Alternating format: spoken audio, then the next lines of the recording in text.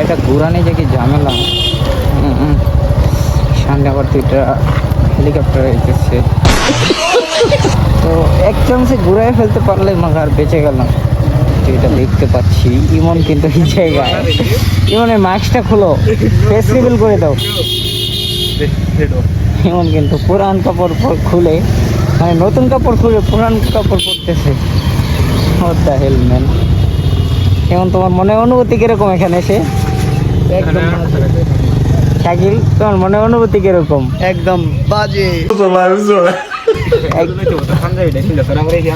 What the hell, man? এটা কোনো কথা না, মানে যেটা পরবা এটাই থাকবে। নো নো, আমার পাঞ্জাবি তুমি কেন পরবা?